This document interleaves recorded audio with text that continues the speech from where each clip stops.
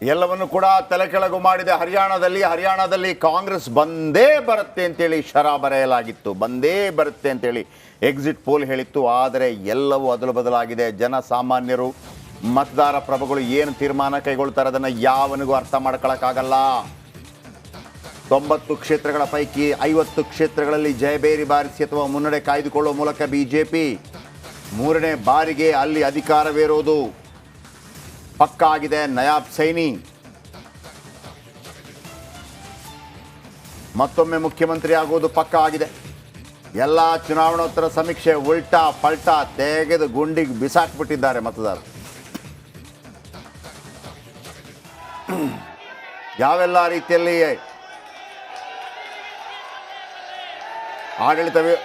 ಆಡಳಿತ ವಿರೋಧಿ ಅಲೆ ಇದ್ದರೂ ಕೂಡ ಹರಿಯಾಣದಲ್ಲಿ ಬೀಗಿ ಗೆದ್ದಿದೆ ಕೇಸರಿ ಪಡೆ. ಮತ್ತೊಂದು ಕಡೆ ಈಗ ನೀವು ನೋಡ್ತಾ ಇರುವಂಥದ್ದು ಜಮ್ಮು ಕಾಶ್ಮೀರದ ಫಲಿತಾಂಶದ ನಂತರದ ಅಲ್ಲಿಯ ರಿಯಾಕ್ಷನ್. ಅಲ್ಲಿ ನ್ಯಾಷನಲ್ ಕಾನ್ಫರೆನ್ಸ್ ಫಾರೂಕ್ ಅಬ್ದುಲ್ಲಾ ನೇತೃತ್ವದ ಅವರ ಪುತ್ರ ನೇತೃತ್ವದ ನ್ಯಾಷನಲ್ ಕಾನ್ಫರೆನ್ಸ್ 41 ಸೀಟುಗಳನ್ನು ಗೆಲ್ಲುವ ಮೂಲಕ ಅತಿ ದೊಡ್ಡ ಪಕ್ಷವಾಗಿ ಹೊರಹೊಮ್ಮಿದೆ. ಇನ್ನು 4 ಇದ್ದರೆ ಅವರೇ ಯಾರದ್ದು ಹಂಗಿಲ್ಲದೆ ಸರ್ಕಾರ ರಚನೆ ಮಾಡ್ಬೋದಾಗಿತ್ತು. ಆದರೆ ಕಾಂಗ್ರೆಸ್ ಮತ್ತು ನ್ಯಾಷನಲ್ ಕಾನ್ಫರೆನ್ಸ್ ನಡುವೆ ಒಂದು ರೀತಿಯಲ್ಲಿ ಮೈತ್ರಿ ಇತ್ತು. ಮೈತ್ರಿಯ ಜೊತೆಗೆ ಕೆಲವು ಕಡೆಗಳಲ್ಲಿ ಎರಡೂ ಪಕ್ಷದ ಅಭ್ಯರ್ಥಿಗಳನ್ನು ಕೂಡ ಹಾಕಿದ್ರು. ಅದೊಂದು ವೆರಿ ಇಂಟ್ರೆಸ್ಟಿಂಗ್. ಅದು ಕೂಡ ಒಂದು ರೀತಿಯಲ್ಲಿ ತಂತ್ರಗಾರಿಕೆ. ಇಲ್ಲಿ ನೋಡಿ ಹರಿಯಾಣದಲ್ಲಿ ಯಪ್ಪ ಬೆಳ್ಳಂಬೆಳಗ್ಗೆ ಇಡೀ ಕಾಂಗ್ರೆಸ್ಸು ಸಂಭ್ರಮ. ಫುಲ್ ಸ್ವೀಟ್ ಹಂಚಿದ್ದೇನು ಅಲ್ಲಿ ಕಾಂಗ್ರೆಸ್ ಕಚೇರಿಯಲ್ಲಿ ಬಿರಿಯಾನಿ, ಚಿತ್ರಾನ್ನ ಅಲ್ಲಿ ಮಾಡಲ್ಲಲ್ಲ. ಓಕೆ, ಕೇಸರಿ ಬಾತ್ ಏನೆಲ್ಲ ಮಾಡ್ತಾರೋ ಆ ಕಡೆ ಎಲ್ಲ ಮಾಡಿದ್ದಾರೆ. ಮಾಡಿಬಿಟ್ಟು ಈಗ ತಿನ್ನೋಕೆ ಜನ ಇಲ್ಲದಂಗೆ ಆಗ್ಬಿಟ್ಟಿದೆ. ಈ ಕಡೆ ನೋಡಿದರೆ 11 ಗಂಟೆ ನಂತರ BJP ಆಫೀಸಲ್ಲಿ ಶುರುವಾಗಿದೆ ಬಿರಿಯಾನಿ, ವೆಜ್ ಬಿರಿಯಾನಿ. ಕಾಂಗ್ರೆಸ್ ಆಫೀಸಲ್ಲಿ ಮಾಡಿಟ್ಟಿದ್ದಾರೆ, ತಿನ್ನೋಕ್ಕೆ ಜನ ಇಲ್ಲ. ಇಲ್ಲಿ ಮಾಡಿರಲಿಲ್ಲ, ಆಮೇಲೆ ಬಂದಾಗ ಗೊತ್ತಾಯ್ತು ಬಂದಿದೆ ಅಂತಂದ್ಬಿಟ್ಟು BJPಯಲ್ಲಿ ಫುಲ್ ಝೂಮು. ಪಾಪ DK ಶಿವಕುಮಾರ್ ಹೇಳೇ ಬಿಟ್ಟಿದ್ರು, ನೋಡಿ ಬದಲಾವಣೆ ಬಯಸ್ತಾ ಇದ್ದಾರೆ ಅಂತ, ಕಾಂಗ್ರೆಸ್ ಗೆದ್ದಿದೆ ಅಂತ. ಹಾಗಂತ ರಿಸಲ್ಟ್ ಆ ಥರ ಇತ್ತು. ನಾವು ಕೂಡ ಅದನ್ನೇ ನಿಮ್ಗೆ ತೋರಿಸಿದ್ವಿ. ಈಗ ನೋಡಿದರೆ ಕಂಪ್ಲೀಟ್ ಈ ದೋಸೆ ಕೌಚ ಹಾಕಿದಂಗೆ ಮತದಾರ ಪ್ರಭುಗಳು BJPಯನ್ನು ಮತ್ತೆ ಗೆಲ್ಲಿಸಿದ್ದಾರೆ. ಕಾಂಗ್ರೆಸ್ಸನ್ನು ಸೋಲಿನ ದಡಕ್ಕೆ ಮತ್ತೆ ನುಗ್ಗಿದ್ದಾರೆ. 34 ಇನ್ನು ಮತ್ತೆ 46 ಹತ್ತಿರ ಬರೋದು ಕೂಡ ಅಷ್ಟು ಸುಲಭ ಅಲ್ಲ. ಇನ್ನೂ ರೌಂಡ್ಸ್ ಬಾಕಿ ಇರೋದ್ರಿಂದ 5 ರಿಂದ 6 ರೌಂಡ್ಸ್ ಬಾಕಿ ಇರೋದ್ರಿಂದ ಏನ್ ಬೇಕಾದ್ರೂ ಆಗಬಹುದು. ಆದ್ರೆ ಈಗ ಸದ್ಯಕ್ಕಿರೋದನ್ನ ನಾವು ಹೇಳ್ಬೇಕಲ್ಲ ಹಿಂಗಿದೆ ಅಂತ ಹೇಳಿ. ಬೆಳಗ್ಗೆ ನಾವು ಅನ್ಕೊಂಡ್ವಿ ಕಾಂಗ್ರೆಸ್ ಅಂತ. ಹೌದೌದು. ಆಮೇಲೆ ಅಲ್ಲಿ GC ಚಂದ್ರಶೇಖರ್ ಇವರೆಲ್ಲ ತುಂಬಾ ಮಾತಾಡಿದ್ರು. ಆದ್ರೆ ಅದೇ ಮತದಾರ ಪ್ರಭುಗಳು ಅಂದ್ರೆ ಪ್ರಜಾಪ್ರಭುತ್ವದ ಶಕ್ತಿ ಅದು. ನೀವು ನೋಡಿ, ಒಬ್ಬ BJPಯವನಾಗಿದ್ರೆ BJPಗೆ ಓಟ್ ಹಾಕ್ತಾನೆ, ಕಾಂಗ್ರೆಸ್ನವಾಗಿದ್ರೆ ಕಾಂಗ್ರೆಸ್ಗೆ ಓಟ್ ಹಾಕ್ತಾನೆ ಅನ್ನೋದು ಶುದ್ಧ ಸುಳ್ಳು. ಕಾಂಗ್ರೆಸ್ಗೆ ಹಾಕೋನೊಂದು ಕೆಲವು ಪರ್ಸೆಂಟ್ ಇರುತ್ತೆ, BJPಗೆ ಹಾಕೋನು ಕೆಲವು ಪರ್ಸೆಂಟ್ ಇರುತ್ತೆ. ಆದರೆ ಅವನು ಯಾವುದು ಸರಿ ಯಾವ್ದು ತಪ್ಪು ಅಂತ ನಿರ್ಧಾರ ಮಾಡಿಬಿಟ್ಟು ಓಟ್ ಹಾಕ್ತಾನೆ ಅನ್ನೋದು ಪದೇ ಪದೇ ಸಾಬೀತಾಗ್ತಾ ಇರುತ್ತೆ. ಓಕೆ, ನಾಗೇಂದ್ರ ಬಾಬು ಇದೀಗ ನೇರ ಸಂಪರ್ಕದಲ್ಲಿದ್ದಾರೆ. ನಾಗೇಂದ್ರ ಬಾಬು, ಮಾಧ್ಯಮಗಳು ಹೆಂಗಿರುತ್ತೆ ಅಂತಂದರೆ, ಸಾಧಾರಣವಾಗಿ ಮಾಧ್ಯಮಗಳಿಗೆ ಈ ಥರ ರಿಸಲ್ಟ್ ಬಂದಾಗ ಒಂಥರ ಹುರುಪು ಬೇರೆ ಇರ್ತದೆ. ಬೆಳಗ್ಗೆ ಒಂದಿತ್ತು, ಅಲ್ಲಿ ತನಕ ವೀಕ್ಷಕರು ನೋಡ್ತಾ ಇರ್ತಾರೆ, ಕುತೂಹಲ ಜಾಸ್ತಿ. ಬೆಳಗ್ಗೆಯಿಂದ ಕಾಂಗ್ರೆಸ್ ಅವರು ಜಾಸ್ತಿ ನೋಡಿರ್ತಾರೆ, ನಮ್ಮ ಪಕ್ಷದ ಬಂತು ಅಂತೇಳಿ. ಆಮೇಲೆ ಸ್ವಲ್ಪ ಕಡಿಮೆ ಆದಾಗ BJP ಅವರು ನೋಡ್ಲಿಕ್ಕೆ ಶುರು ಮಾಡ್ತಾರೆ. ಆಮೇಲೆ ಕಾಂಗ್ರೆಸ್ ವಾಟ್ಸಪ್ ಗ್ರೂಪ್ಗಳಲ್ಲಿ ಬೆಳಗ್ಗೆ ಗೆದ್ದೇ ಬಿಡ್ತು ಹರಿಯಾಣ ಅಂತೇಳಿ. ಈಗ ಫುಲ್ ಸೈಲೆಂಟ್ ಆಗಿಬಿಟ್ಟಿದೆ ಕಾಂಗ್ರೆಸ್ ವಾಟ್ಸಪ್ ಗ್ರೂಪ್. ಈಗ BJP ಗ್ರೂಪ್ ನಾವು ಗೆದ್ದು ಬಿಟ್ಟಿವಿ ಅಂತೇಳಿ. ಒಂದು ಕಡೆ ಹರಿಯಾಣ, ಮತ್ತೊಂದು ಕಡೆ ಜಮ್ಮು ಕಾಶ್ಮೀರ. ಲೇಟೆಸ್ಟ್ ಅಪ್ಡೇಟ್ ಏನು?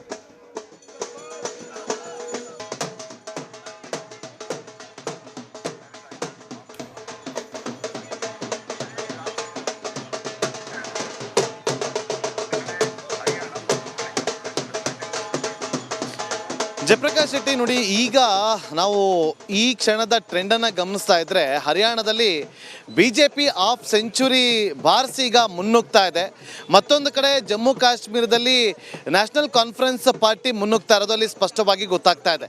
ಅಂದರೆ ಈ ಬಾರಿಯ ಚುನಾವಣೋತ್ತರ ಅಂದರೆ ಎಕ್ಸಿಟ್ ಪೋಲ್ನ ರಿಸಲ್ಟ್ ಮತ್ತೊಮ್ಮೆ ಉಲ್ಟಾ ಹೊಡೆಯುತ್ತೆ ಅನ್ನುವ ಚರ್ಚೆಗಳು ಶುರುವಾಗ್ತದೆ. ಎಲ್ಲವನ್ನು ಕೂಡ ತಲೆ ಕೆಳಗು ಮಾಡಿದೆ. ಹರಿಯಾಣದಲ್ಲಿ ಕಾಂಗ್ರೆಸ್ ಬಂದೇ ಬರುತ್ತೆ ಅಂತೇಳಿ ಶರ ಬರೆಯಲಾಗಿತ್ತು, ಬಂದೇ ಬರುತ್ತೆ ಅಂತೇಳಿ ಎಕ್ಸಿಟ್ ಪೋಲ್ ಹೇಳಿತ್ತು. ಆದರೆ ಎಲ್ಲವೂ ಅದಲು ಬದಲಾಗಿದೆ. ಜನಸಾಮಾನ್ಯರು ಮತದಾರ ಪ್ರಭುಗಳು ಏನು ತೀರ್ಮಾನ ಕೈಗೊಳ್ತಾರೆ ಅದನ್ನು ಯಾವನಿಗೂ ಅರ್ಥ ಮಾಡ್ಕೊಳಕ್ಕಾಗಲ್ಲ. 90 ಕ್ಷೇತ್ರಗಳ ಪೈಕಿ 50 ಕ್ಷೇತ್ರಗಳಲ್ಲಿ ಜಯಬೇರಿ ಬಾರಿಸಿ ಅಥವಾ ಮುನ್ನಡೆ ಕಾಯ್ದುಕೊಳ್ಳುವ ಮೂಲಕ BJP 3ನೇ ಬಾರಿಗೆ ಅಲ್ಲಿ ಅಧಿಕಾರವೇರೋದು ಪಕ್ಕಾ ಆಗಿದೆ. ನಯಾಬ್ ಸೈನಿ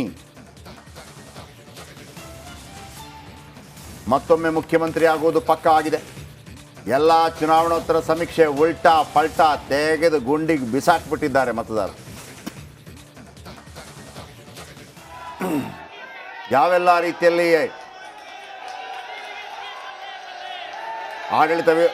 ಆಡಳಿತ ವಿರೋಧಿ ಅಲೆ ಇದ್ರೂ ಕೂಡ ಹರಿಯಾಣದಲ್ಲಿ ಬೀಗಿ ಗೆದ್ದಿದೆ ಕೇಸರಿ ಪಡೆ. ಮತ್ತೊಂದು ಕಡೆ ಈಗ ನೀವು ನೋಡ್ತಾ ಇರುವಂಥದ್ದು ಜಮ್ಮು ಕಾಶ್ಮೀರದ ಫಲಿತಾಂಶದ ನಂತರದ ಅಲ್ಲಿಯ ರಿಯಾಕ್ಷನ್.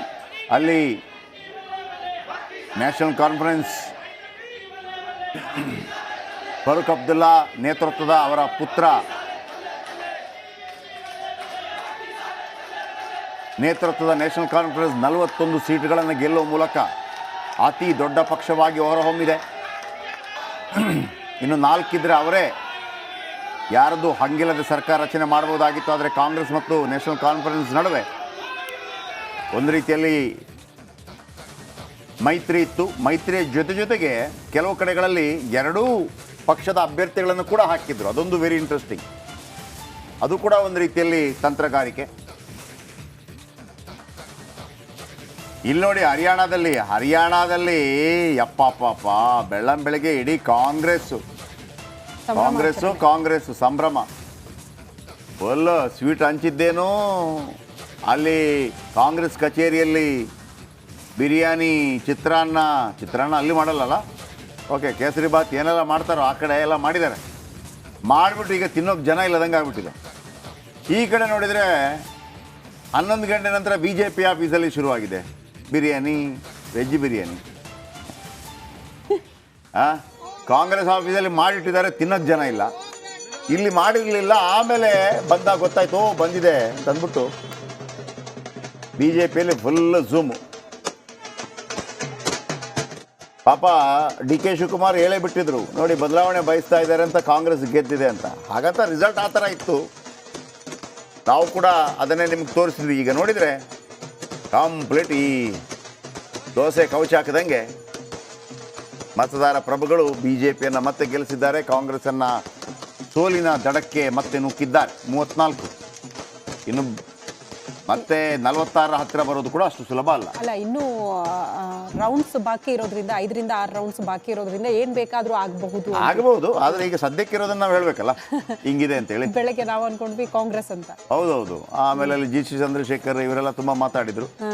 ಆದ್ರೆ ಅದೇ ಮತದಾರ ಪ್ರಭುಗಳು ಅಂದ್ರೆ ಪ್ರಜಾಪ್ರಭುತ್ವದ ಶಕ್ತಿ ಅದು. ನೀವು ನೋಡಿ, ಒಬ್ಬ BJPಯವನಾಗಿದ್ರೆ BJPಗೆ ಓಟ್ ಹಾಕ್ತಾನೆ, ಕಾಂಗ್ರೆಸ್ನವಾಗಿದ್ರೆ ಕಾಂಗ್ರೆಸ್ಗೆ ಓಟ್ ಹಾಕ್ತಾನೆ ಅನ್ನೋದು ಶುದ್ಧ ಸುಳ್ಳು. ಕಾಂಗ್ರೆಸ್ಗೆ ಹಾಕೋನೊಂದು ಕೆಲವು ಪರ್ಸೆಂಟ್ ಇರುತ್ತೆ, BJPಗೆ ಹಾಕೋನು ಕೆಲವು ಪರ್ಸೆಂಟ್ ಇರುತ್ತೆ. ಆದರೆ ಅವನು ಯಾವ್ದು ಸರಿ ಯಾವ್ದು ತಪ್ಪು ಅಂತ ನಿರ್ಧಾರ ಮಾಡಿಬಿಟ್ಟು ಓಟ್ ಹಾಕ್ತಾನೆ ಅನ್ನೋದು ಪದೇ ಪದೇ ಸಾಬೀತಾಗ್ತಾ ಇರುತ್ತೆ. ಓಕೆ, ನಾಗೇಂದ್ರ ಬಾಬು ಇದೀಗ ನೇರ ಸಂಪರ್ಕದಲ್ಲಿದ್ದಾರೆ. ನಾಗೇಂದ್ರ ಬಾಬು, ಮಾಧ್ಯಮಗಳು ಹೆಂಗಿರುತ್ತೆ ಅಂತಂದರೆ, ಸಾಧಾರಣವಾಗಿ ಮಾಧ್ಯಮಗಳಿಗೆ ಈ ಥರ ರಿಸಲ್ಟ್ ಬಂದಾಗ ಒಂಥರ ಹುರುಪು ಬೇರೆ ಇರ್ತದೆ. ಬೆಳಗ್ಗೆ ಒಂದಿತ್ತು, ಅಲ್ಲಿ ತನಕ ವೀಕ್ಷಕರು ನೋಡ್ತಾ ಇರ್ತಾರೆ, ಕುತೂಹಲ ಜಾಸ್ತಿ. ಬೆಳಗ್ಗೆಯಿಂದ ಕಾಂಗ್ರೆಸ್ ಅವರು ಜಾಸ್ತಿ ನೋಡಿರ್ತಾರೆ, ನಮ್ಮ ಪಕ್ಷದ ಬಂತು ಅಂತೇಳಿ. ಆಮೇಲೆ ಸ್ವಲ್ಪ ಕಡಿಮೆ ಆದಾಗ BJPಯವರು ನೋಡ್ಲಿಕ್ಕೆ ಶುರು ಮಾಡ್ತಾರೆ.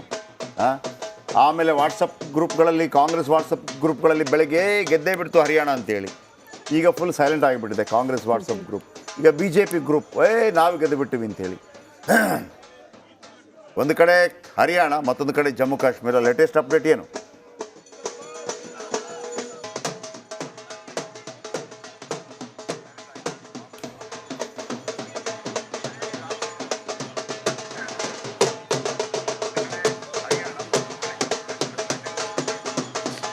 ಜಯಪ್ರಕಾಶ್ ಶೆಟ್ಟಿ ನೋಡಿ, ಈಗ ನಾವು ಈ ಕ್ಷಣದ ಟ್ರೆಂಡನ್ನು ಗಮನಿಸ್ತಾ ಇದ್ರೆ ಹರಿಯಾಣದಲ್ಲಿ BJP ಹಾಫ್ ಸೆಂಚುರಿ ಬಾರಿಸಿ ಈಗ ಮುನ್ನುಗ್ತಾ ಇದೆ.